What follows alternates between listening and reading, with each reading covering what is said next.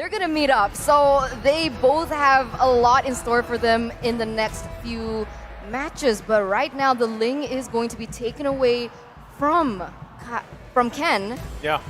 And this is interesting. I was wondering if they wanted to ban out the Irritel, to be honest, here in the second phase. I think at this point, if you're on Onic Esports, you just let those options open, right? Now, you could focus on a marksman here, but going with the way that the previous game went, where we saw Falcon Esports try to play the Harith in the gold lane, honestly, you're happy to work around it. You do have that Wanwan. You should be fine. We know they can play around that. So on the flip side, Falcon Esports still focusing on those roamer options, right? They took out the Katita, the Katita. They don't want to deal with the burst. Again, the Kaja was taken out, and now you have Rafaela taken out as well, Trex. Yeah, so my guess is since they're focusing on this roamer, they're really expecting that Grok to go into the EXP lane possibly, right? They're expecting it to maybe be something to go up against Yellow Flash here, but once again, Onic keeps themselves flexible here. They can keep that in the mid as their roamer, or they can flex it over. A lot of options as well. One problem that the Farza, we mentioned earlier, a lot of damage, yes, a lot of high ground, but they immediately pick up this Grok and the Hayabusa, two heroes that can close that distance quickly, right? Can get the knockups, stop the feathered airstrike, things of that nature. Now, first pick coming into the second phase, there is that Aerithil Eterna. Yeah, expected. It's the safest thing that they can go about. And the one thing that I wanted to mention about the Rafaela ban is this Rafaela is known to be quote-unquote counter towards the Natalia, because her first ability can open up vision to where the Natalia is, even though she's in that hidden ability, right? So with the Irrital being picked up, already a winning lane, depending, of course, back again onto the execution. But this is what I wanted to mention. The Matilda and the Lily are going to be picked up, and that is immense wave clear in that mid side, right? So much wave clear from even just the Lilia herself. You have the addition of the Matilda as well, and they have really good mobility to top it all off. This is tough because this is very reminiscent of game number one's draft in a way that you have a lot of tools here for Onic Esports to bait out the ultimates or even just abilities, battle spells, whatever, from Falcon Esports. And not to mention the insane amount of mobility you have to get away or initiate. So this is going to be troublesome for Falcon Esports, but they're going to lock it in here with this Martiz pick. So it's kind of, again, it's a trade. Now this should, it's going to be Ken taking Martiz in the jungle here, looking to focus on those objectives, work around all that CC thrown at him too. Trex, how are you feeling about the draft? I mean, I feel like Falcon finally getting some comfort picks, right? We saw the Martiz, we saw how well Ken did on that in the head-to-head. We know they like the Natalia. Yeah. So it's just, now that it's match point, now that it's game 3, we have to throw some things to a side, put in a good composition, but also just get fun with it. Do the heroes that we want to do, that we know we play well with, and hopefully they can take us to a game 4 with it. Well, we're going to find out here as we get a last look at both drafts. You can already hear the crowd getting charged up with the drums. Onic Esports charging up as well as we jump into a match point here. Onic Esports versus Falcon. Can Falcon Esports prolong the series here? They've got their work cut out for them, but let's see how they do. Will Onic be able to redeem themselves from their last meetup with their X Factor? Or will the Falcons still remain the victors of the sky?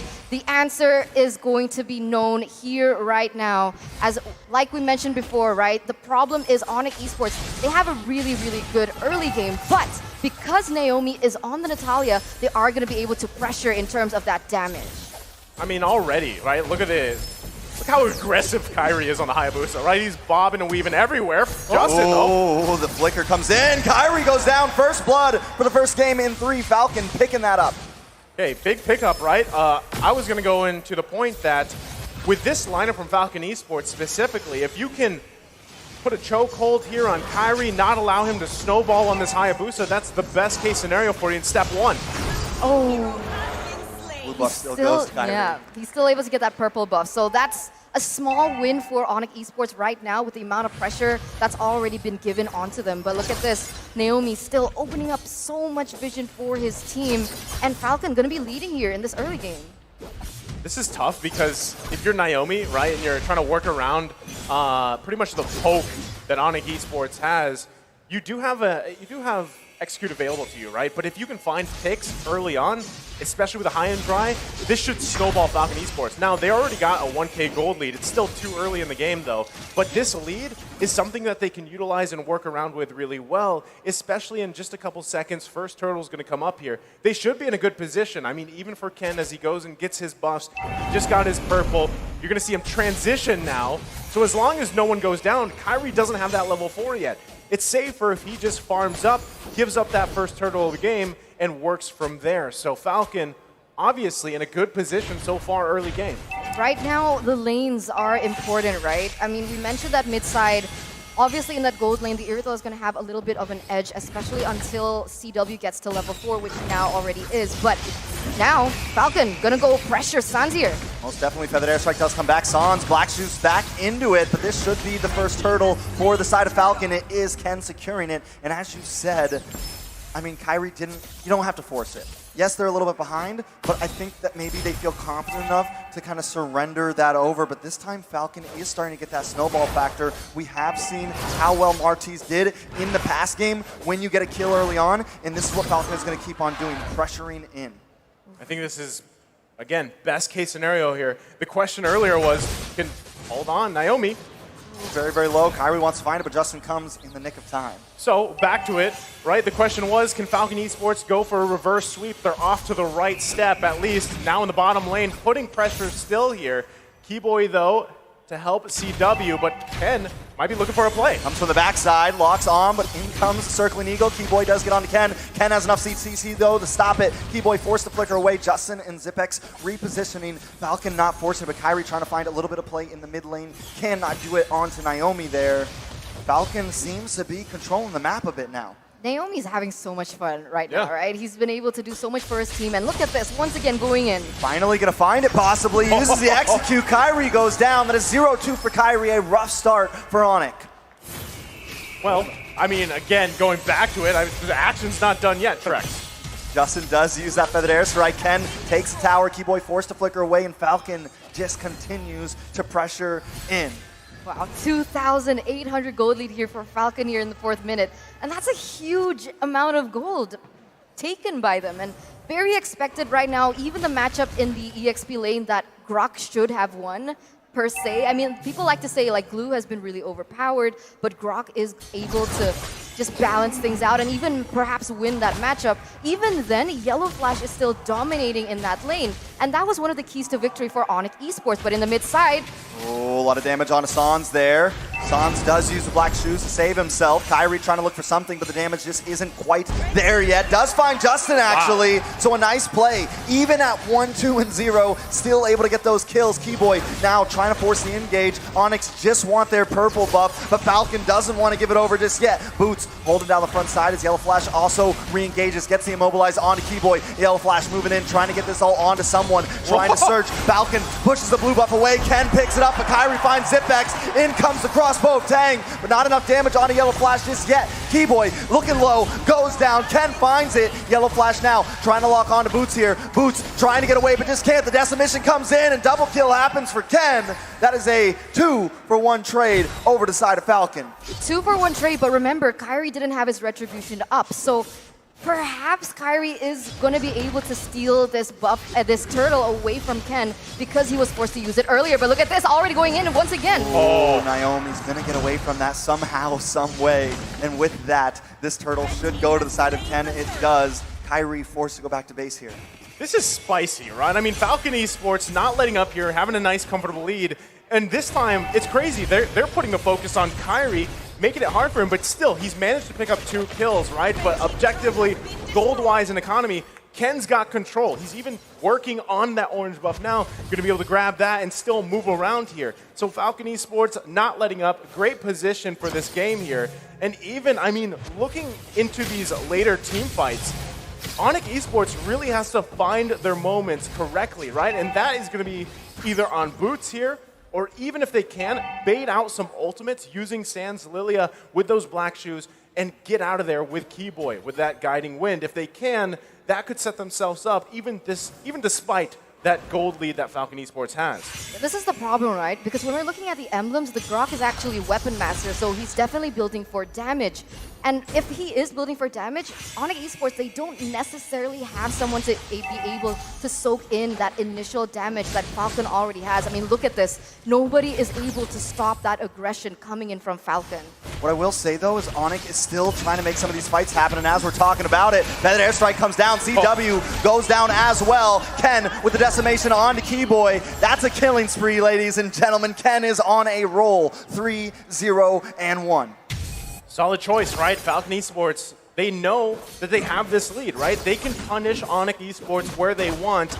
And it's good that you pointed it out, you know, it's a Weapon Master here emblem on boots. Naomi, though, just going to say hi to Kairi and goes back. But still, map control in favor for Falcon Esports. Now, the thing is Weapon Mastery Grok, right? We've seen both side lane Groks, either high and dry Weapon Mastery. What works better? That's up to the team here. But now the onslaught in the mid lane, it might be Boots looking for a setup. CW is going to be able to get that crossbow of Tang. Down goes Ken. Tries to lock onto Zipex. Does not get the finish, though, but still, it's a 1-for-0 trade. And even though Onic is back 3K gold, they're still taking these fights. They still are confident in their composition and their team skirmishes. They need to be careful, right? Because as long as Zipex is still up and about, he already has Berserker Fury for all they care, right? So the penetration is there. You can feel the critical damage starting to hit as well. And that was perfectly timed before they went in for that team fight in that top side where CW got taken down. And if they keep this up, Falcon gonna have a better chance at snowballing into that late game,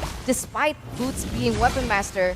And he also scales, but him compared to Zipex in the grand scheme of things, definitely Zipex is going to win it out. I mean, all Boots has to do is get one Holy Mary wild charge, right? If he can find that, and especially if he finds Zipex, that's going to be crucial here because that's the target, right? Naomi 2 is something that they have to worry about, but now... Oh, Ken taking a lot of damage. Crossbow of Tang does finish it off. Justin trying to find something here, uses that. Oh my god! Justin and Zipex annihilated with a beautiful wild charge. Boots will pay the price, but what a trade. This is going to give them a bit of advantage over this Lord. Falcon forced to readjust here. Can I just say, that's what he had to do. He did it. Most definitely, but now Yellow Flash maybe trying to salvage something, but he's all alone against the world right now. Kairi, the Sky King, gonna be able to find this Lord as Falcon needs to think about it, but it's still not over yet, Eterna. Wow, beautiful, beautiful, beautiful. It's crazy, right? Because usually when we're casting, it's the caster curse, but this is the exact opposite. Nice was like, this is what he needs, they get it, and the trade was so worth it, right? 1 for 2. Zipex being one of them, that's the only thing that Boots needs to do right now. And on top of that, the gold lead that Falcon had in that early game is now starting to go back and forth. And Onic Esports, they're coming back into the game. As Kairi has also picked up that penetration item. See, you can see here, the Malefic Roar already taken Hunter Strike for additional movement speed. So he has what he needs in his kit. But once again, he needs to be careful because if we look at Iritel, she also is building up to that third item. Berserker Fury already, Wind Talker as well, attack speed, crit, so scary. You need to be able to take him out if Onic Esports wants to stay relevant in this game.